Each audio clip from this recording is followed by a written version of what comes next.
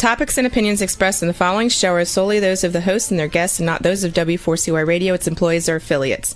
We make no recommendations or endorsements for radio show programs, services, or products mentioned on air or on our web. No liability, explicit or implied, shall be extended to W4CY Radio or its employees or affiliates. Any questions or comments should be directed to those show hosts. Thank you for choosing W4CY Radio.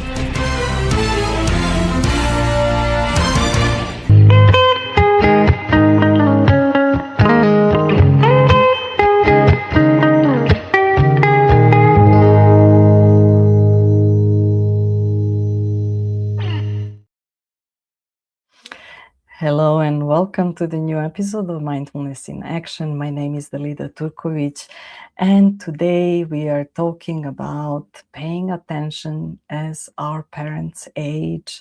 My dear guest is Dunja Vučković. We met almost by chance, if there is meeting by chance. I actually called her to find out if there was possibility to support someone who really needed help with the aging husband.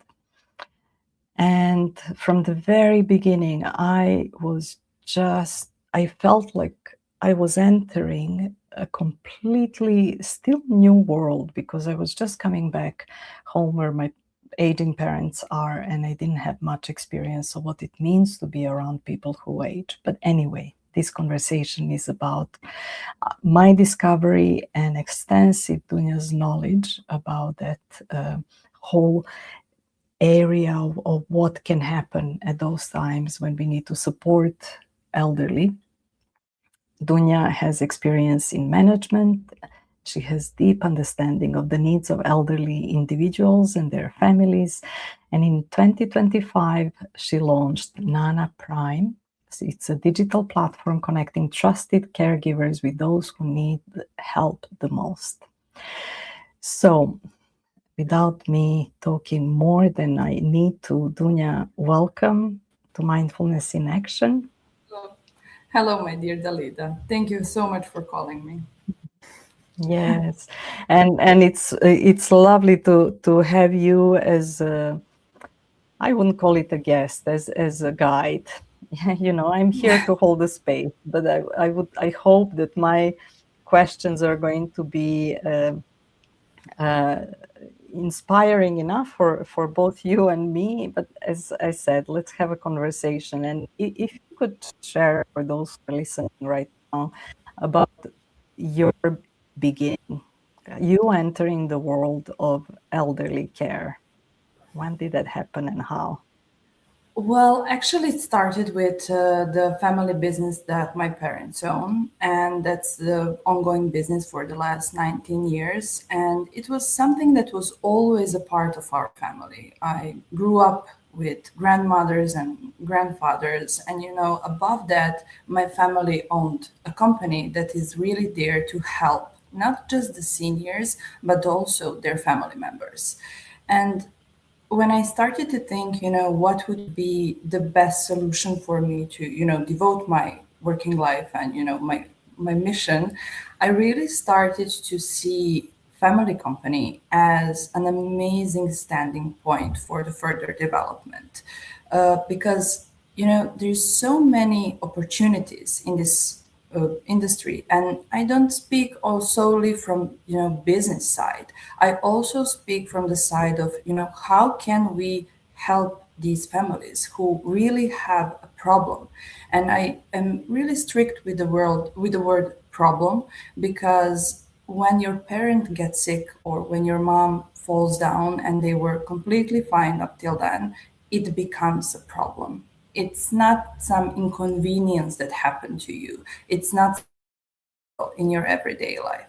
It's really a very, very heavy burden emotionally, physically, mentally, that is put on the whole family. So I started from a completely different position. How can we help family stay united in such a hard period of their life? And as you say that, I experienced that hardship, because I'm right now going through it. When we met, it was still, I was still just in expectation that something will happen eventually.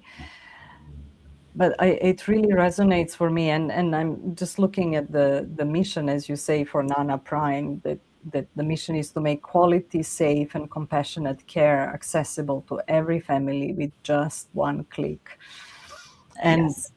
when I'm reading that, I'm thinking, oh my God, that one click, when it's all clear, it's so important at those times.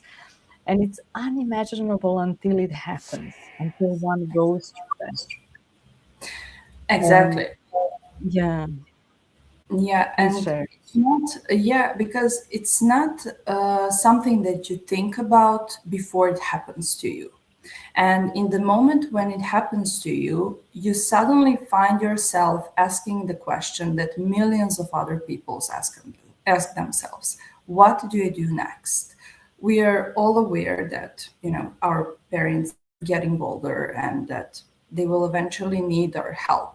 But when that moment comes, most of us don't know where to start. And that is actually the source problem that we are trying to answer. There is so many solutions in the elderly care. You have government help, you have private organizations.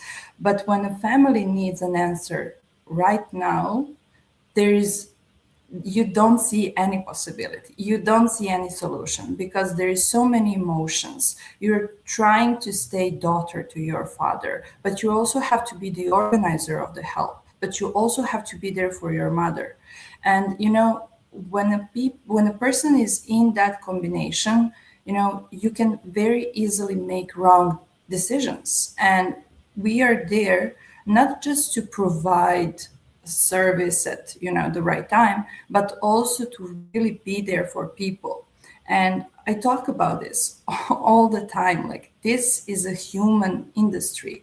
We are not in sales, we are not in technology. We can use technology, but we are working with humans at very, very vulnerable part of their lives. And some of the clients, they don't even want to share those parts of their lives because it's so painful for them, and they know that they don't have maybe friends who will understand them. They don't have the environment who will, recognize the problem of your mother not being able to stand up in the morning and salute you when you come into their house like you used to.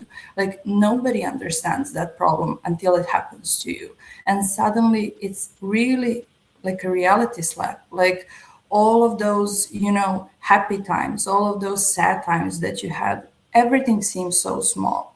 And we collectively, as a elderly care industry, we need to take more care about the family members, because then they will be there to support their elderly at the best way possible.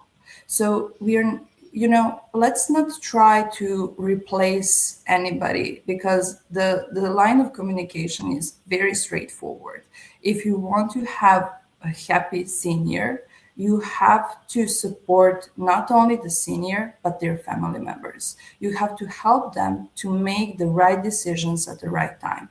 Maybe those decisions won't be,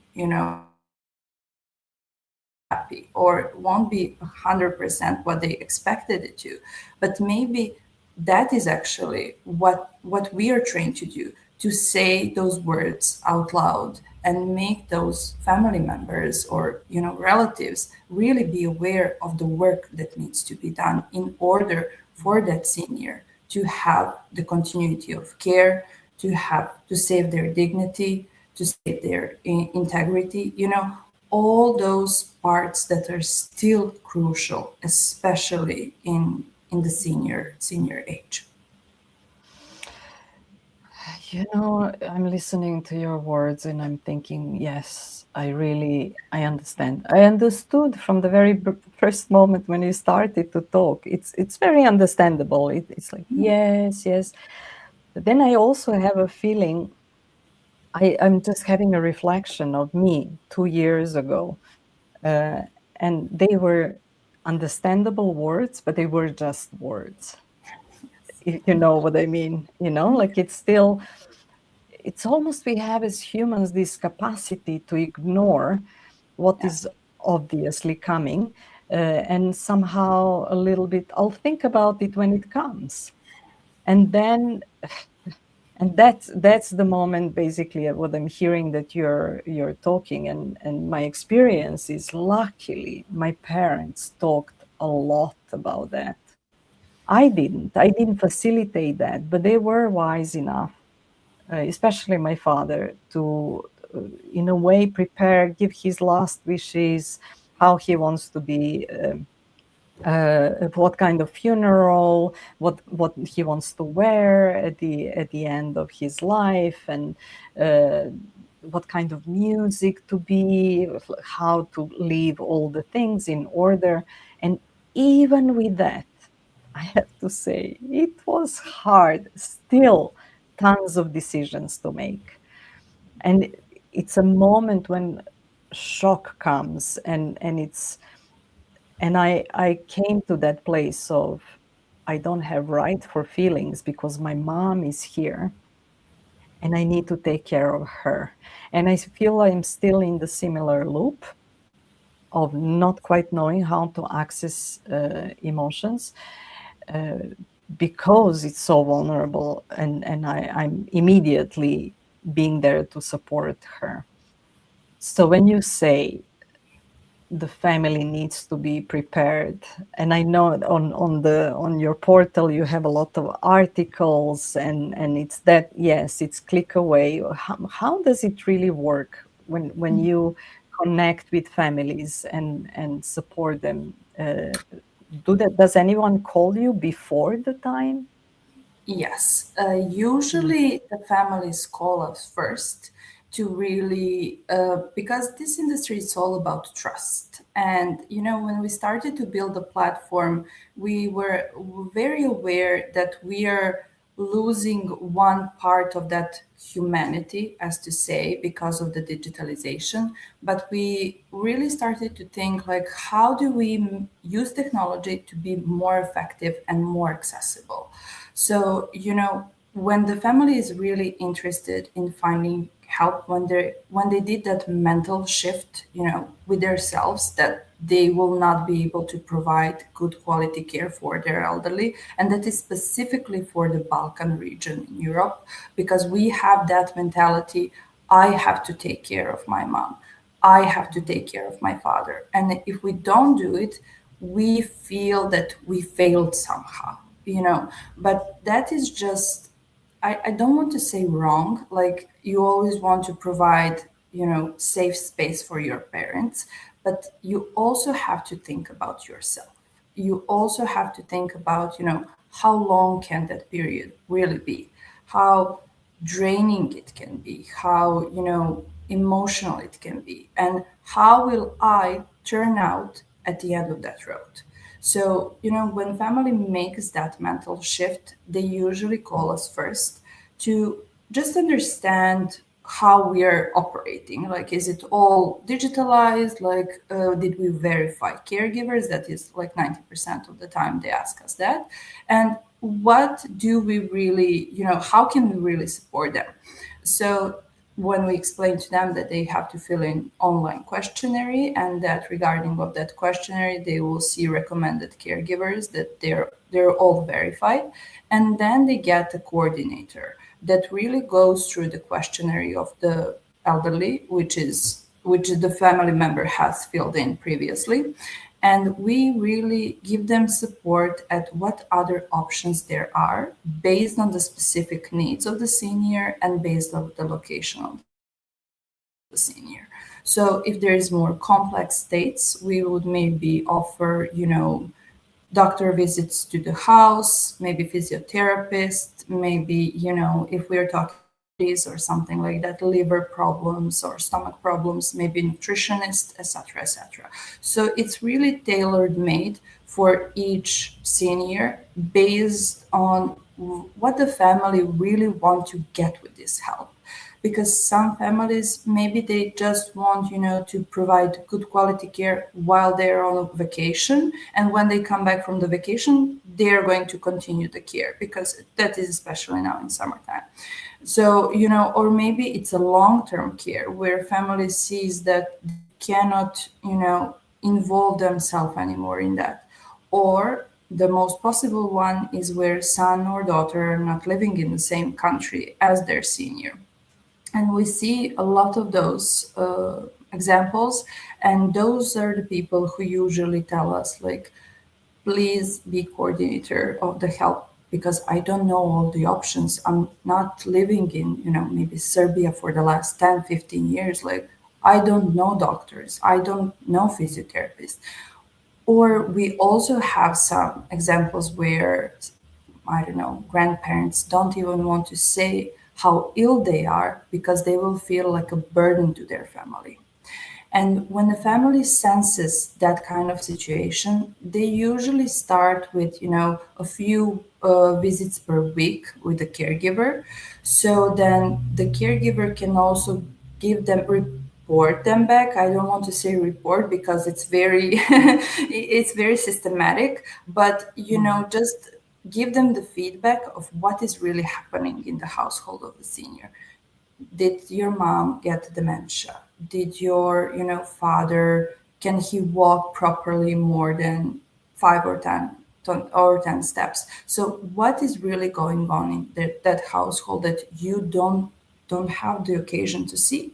So those are all the situations where we are crucial, because from the first glance, then we can react. When the caregiver notifies the family, when family gives us the green light, when we give the recommendation, then we're really being proactive. In some situations, and unfortunately, the conditions will never be better. We can only make them last longer and be as comfortable as they can. But that is very various from, from a senior to senior, and regarding of their, special needs and what the circumstances are. And I want to take a step back and really talk to you about how I see, those senior years, because you have talked previously about how your father made, the whole scenario and how he introduced you. So it really made you a little bit easier because you knew what you expected. And there is one very good psychologist, and his name is Erik Erikson. I suppose you know about him. And he said that there is 8 stages of life, and that in the last stage of life, you summarize everything that you have done previously in your life. And if you like the outcome, you won't have problem to die. But if you don't like what you've done previously in your life, you will become resilient, aggressive, frustrated, not willing to accept help, not communicative. You will really feel that burden of, you missed something. And that is the first thing that we notice when we enter the household, how we as the service providers are accepted. Like, how is the communication in that family? Is the son or daughter really interested in what is going on in that household? What is the real relationship behind that? Because those, they can maybe seem like, details, or maybe that we are going into the intimate phase of their family, but they really aren't. Those are the crucial things that can really reflect in those, last 5 or 10 years of a senior or older people. Because there, when you have time to think about all the things that you've done in your life, when you have time to really spend time with your grandkids or your son or your daughter, then you really see, what you did. And if the senior father, mother has that support, we then know that that family will do whatever it takes for them to stay in the best shape for as longest period of time. And in the second occasions, we usually see maybe a little bit of controlling. I know what's best for my mother. Like, of course, I know what my father deserves. Well, I don't want to sound rude, but they are, they're humans and their voice matters. And we are there to support them and to work with you, not for you and for you to tell us what we need to do in the household. And that is really the reflection of, and that is why everything matters. And I and I usually like to say to the caregivers, like, you really supported the whole family, because at the end of the day, this isn't the elderly care industry. This is a family care industry. And I see so many examples where the illness of a father or a mother really tore down the family, because maybe one daughter wanted to put her in a nursing home. The second daughter wanted to provide care for her. The third daughter didn't even want to pay. So, those are all the things where we are in the middle as a service provider, not as somebody who, want to learn everything about the family. Like, trust me, we don't. But we are just put in those kind of situations where we really have to balance what is the real need of a senior, and is that senior being conscious enough, realistic enough for us to follow his advices and his needs, or there is a time where we need to consult the family, and the family needs to, really step ahead and really take that, part of care and everything. And I really don't like when people say, like, oh, I don't know what to do with my mother. She's like a child to me. That is like that you cannot be more wrong. Like, the seniors don't become children. They are just very aware people who have lived long enough to know all the things that that are in front of them.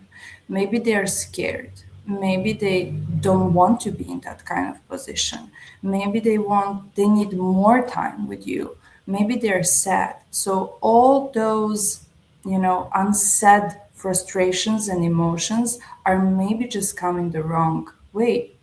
Maybe they just want a little bit more attention drawn to them because they want those extra days with you.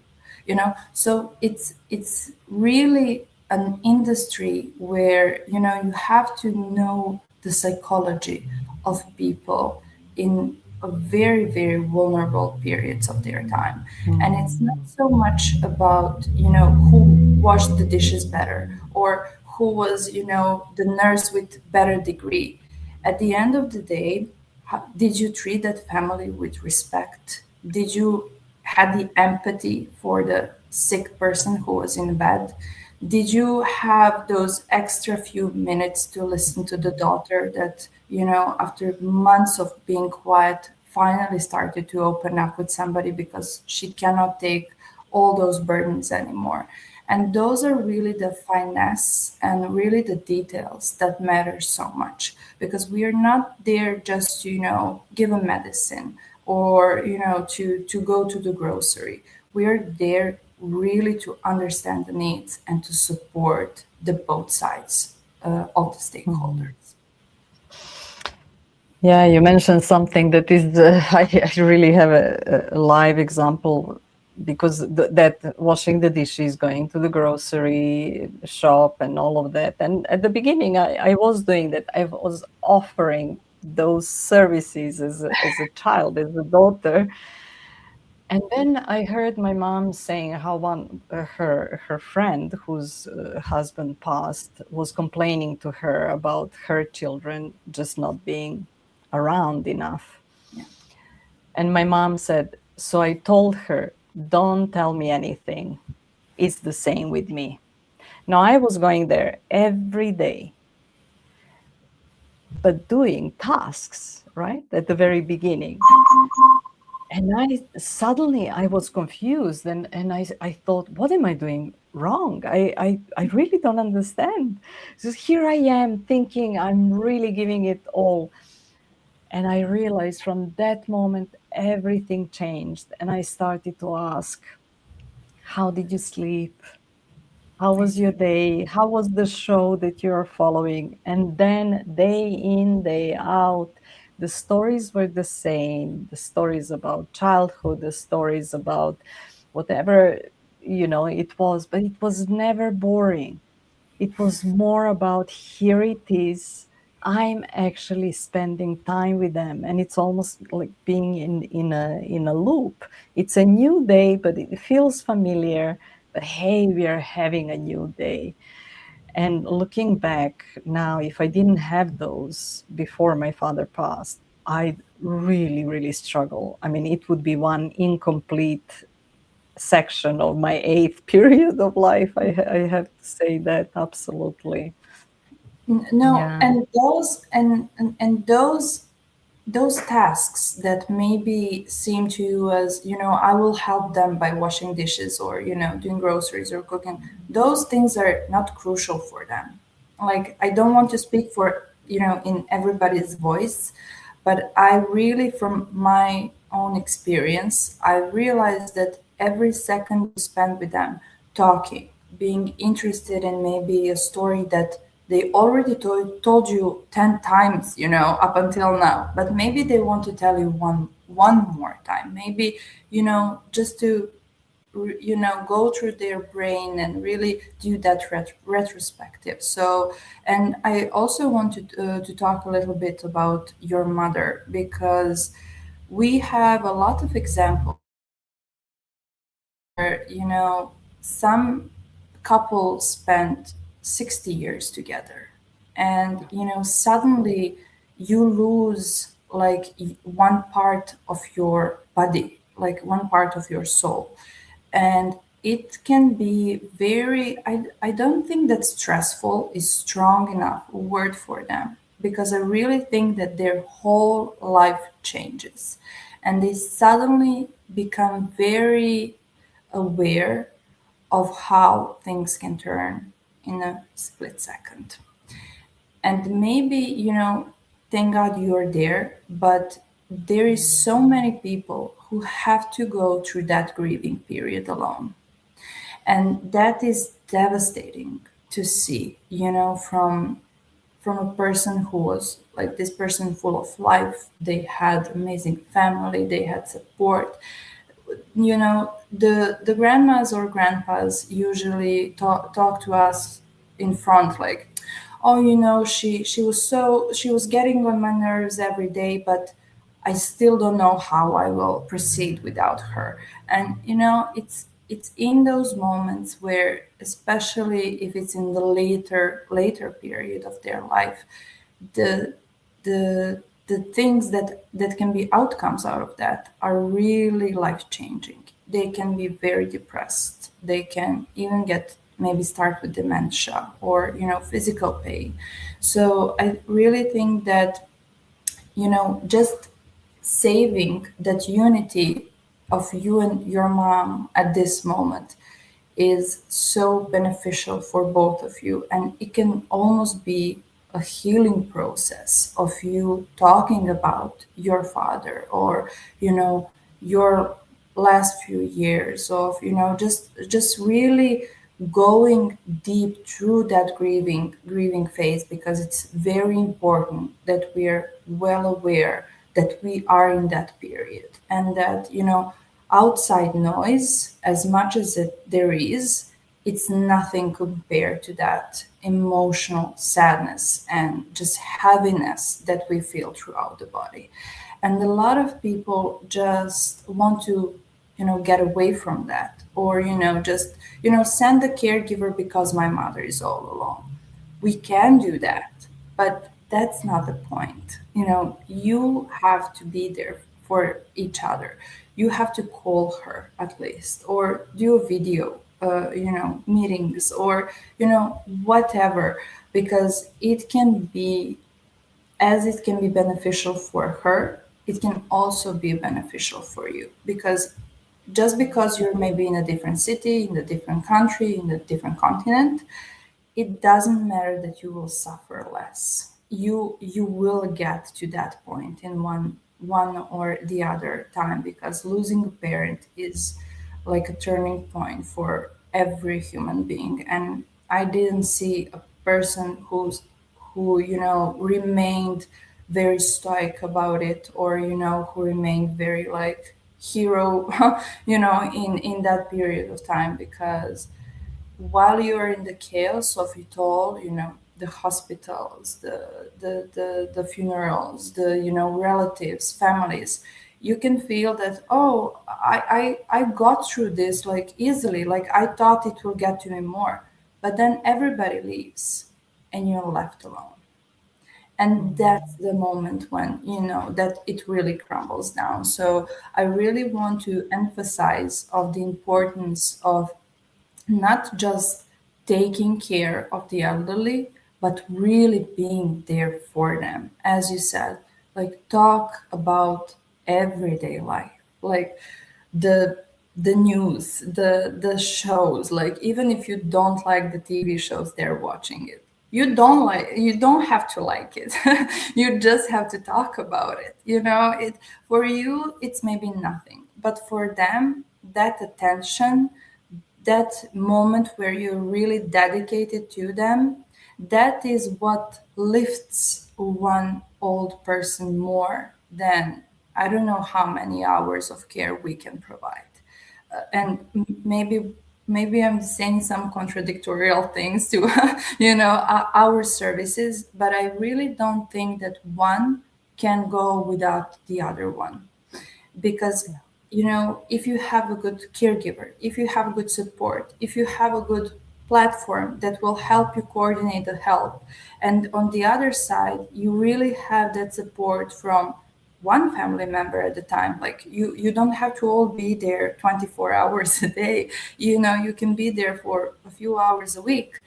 It really starts to go together as a puzzle. And that's the moment where you can really see how one senior really benefits, and how he lifts or she lifts its spirit, and how they're ready to, conquer the, I don't know, the hip pain, the hand pain, or whatever it's in front of them. Because they just need that push. They just need that little motivation that they are important to somebody. Yeah, and we are talking about them. Uh, it's going to be us anytime soon, right? I mean that we have to kind of like keep in mind that, hey, here it comes. It's like soon there will be that moment when it's going to be, oh, that's what it meant. Dunja, I'm looking at the time, and you already mentioned some of these dynamics that are happening in Balkans, but I also know you have this insight in two very different approaches to aging, maybe even potential obstacles, or even how infrastructure is supporting aging. So you at the same time opened up a company in Finland as well. So could you share a little bit how does that happen in that country, and what is different? What have you learned so far? Yes, absolutely. So the company is registered in Finland, and we are operating in Finland and in Serbia. And when I say that combination, people start to look at me. We're really like, do you know what you're doing? So why we did that? It's because Serbia has very, as to say, old-fashioned healthcare system and social welfare system. And for us to really understand how that system works, we had to be, to be operating in the system as itself.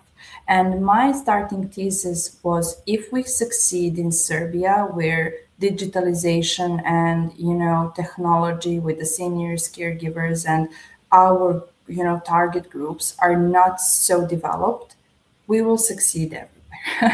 and on the other side, we have Finland. That is a country that has over 20% of population is over the 65. They are one of the Europe's oldest nations. And you can see a system where everything is building up until that moment when you need help. You can see the proactive systems of healthcare and social welfare system. You can see how the organizations are being supported, how we are accepted when we, say that we're working with the families who have older parents, and etc., etc. How they perceive that problem and how they approach it, not as a problem that needs to be solved, but as a part of their nation. Like, it's not, we have a lot of elderly, we don't know what we will do with them. No, it's, we know we have this problem. How can we help our citizens? And it was really so eye-opening to me to understand, like, all those little fragments of system that really, how can they affect to our company so that we are better at the end of the day.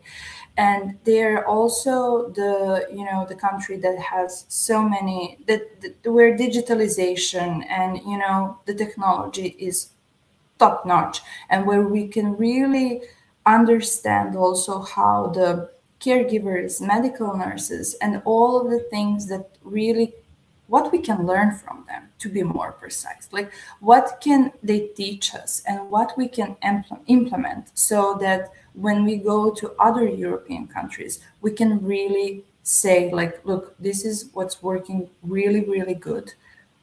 Let us try it, and we will show you how beneficial it can be.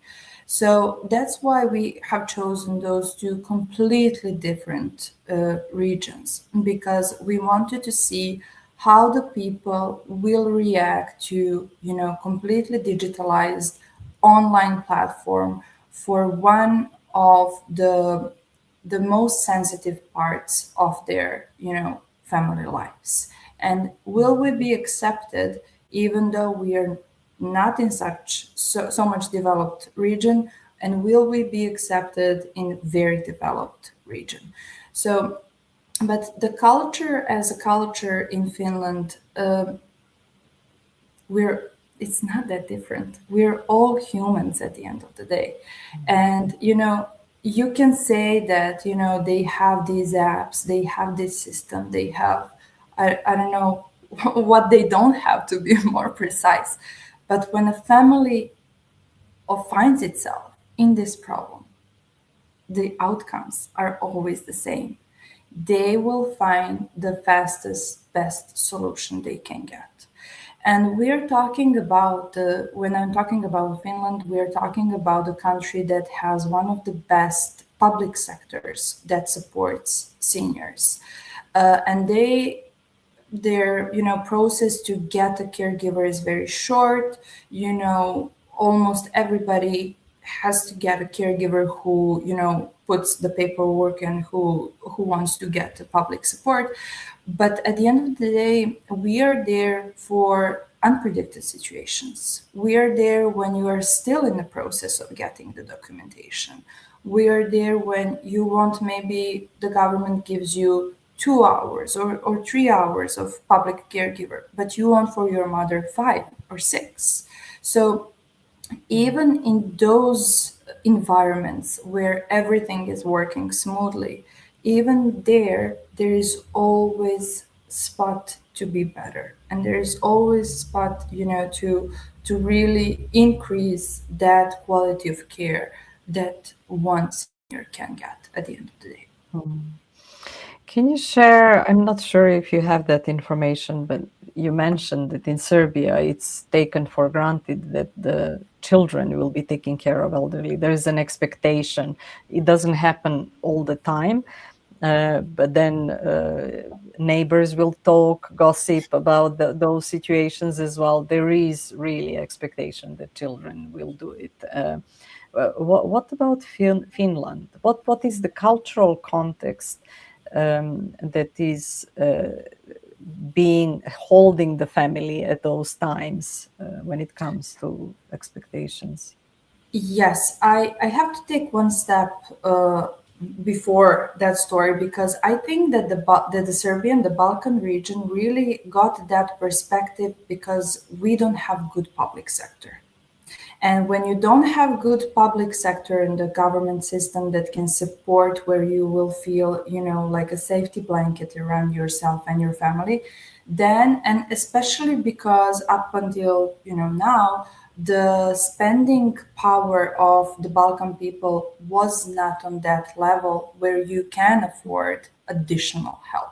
So I think that there is a lot of segments that influenced that mentality of I have to take care of my parent. And especially because earlier we have all lived in so-called communities when you had one house and you had grandparents, you have husband and wife, and you had their kids. So everybody were in one house, and grandparents took care of the kids. Then husband and wife took care of the grandparents. But that is the thing that led us to that mentality where we are the one who needs to be care provider for our mother or father. But because everything has shifted in the last few years, especially after Corona, where everybody worked remotely, where we work 10 hours a day, where the stress is getting bigger and bigger, I really think that shift is changing, and that people are starting to realize that this is not a luxury. This is not a nice to have service. This is a must have service if I want to, save me and my parents. So, with that being said, the Finland has a little different mentality. They have an amazing public sector where they know that they will get the caregiver. And they don't have that mentality of, oh my God, I have to take care of my mother. Then I will go for 6 months, see if I can do something with the paperwork, hope for the best, get the caregiver, and then, proceed with whatever outcome it is. They know that they will get the in 90% of time, they will get the caregiver. So they're a little bit more relaxed, and they're not in so much stress of, oh my God, what am I going to do with something like this occurs? And also with that, it's completely different perspective how you approach them. Because this in Serbia here, we say like, we know your struggles. You don't have to go through it alone. Trust us. We will take good care of your parents. In Finland, it is trust us. We are safe. We will be there. And it's completely different psychology, because in Finland people are used to paying extra to have that peace, paying extra, and not thinking about it as a luxury, but thinking about it as I'm helping my mother, and therefore I'm helping my father. So we don't have to explain to them why this is a good solution. They already know it's a good solution. They just have to decide which is better. Is it the private agency that provides only the caregivers? Is it the waiting for your documentation to be processed and to wait for the public caregiver, or anything else? So it's up to them, because they know they have options. And also the spending power, it's a little bit, also the standards are different, and also the health insurances usually cover most of these kind of expenses, while in Balkans they don't. So that's the reason why we did it the way we did it, to really feel the both sides of a coin, how we will operate in a country that doesn't have all those things, and where mentality is really strict and traditional, and how we will operate in an environment that has completely different perspective to any kinds of services. I can understand the complexity and learning and growth of everyone involved, and then how many lives you're touching as well. I mean, I see you being very active with different entrepreneurs and traveling around the world and presenting the project, and the importance of connecting with the aging population is obvious, because it's the worldwide topic. Again, not to call it a problem, it's a topic, it's a reality, right? And what is your view? Mind it, we have 5 minutes left, so and when I We can throw talk these about kinds of this for questions, hours. I know, yes, exactly. But I'm thinking, okay, here's a question I want to talk about for hours. But what is your view of the compassionate care that you're creating now? I mean, is your vision? What's the world that is Well, you're creating? yes, well, I don't think that people are still aware of the full proportions of this industry and how inevitable it's becoming.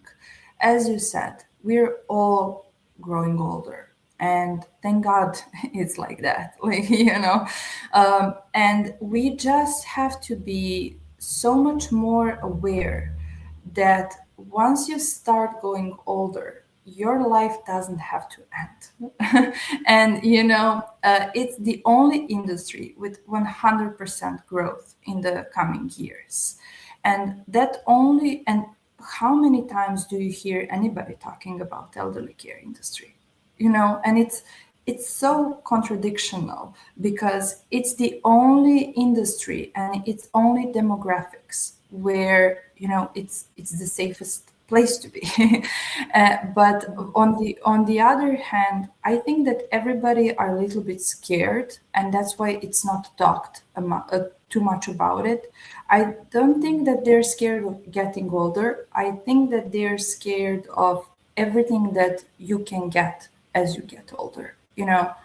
Hip pains, sickness, dementia. You are not mobile so much anymore. You start to forget.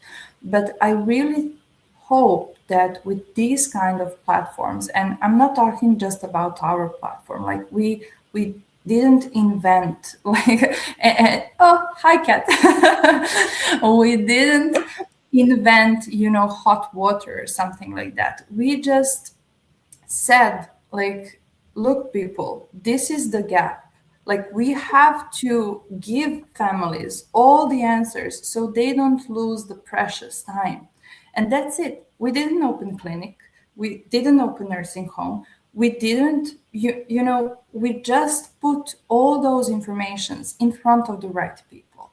And I really think that if more stakeholders at the elderly care industry started to think about the efficiency, not just in time, but also in cost. Like, do you know how much it costs if you make a wrong decision when your father is sick? It can cost you a lot more than just time or money. So it's the things that we can lose when we are treating a senior are unmeasurable. And that is what the goal of the elderly care needs to be. Not just the private sector, but also the public sector. You have to be, very precise with the services you're providing. You have to say why you're putting a solution in front of the, people, and you have to explain to them how it will benefit them.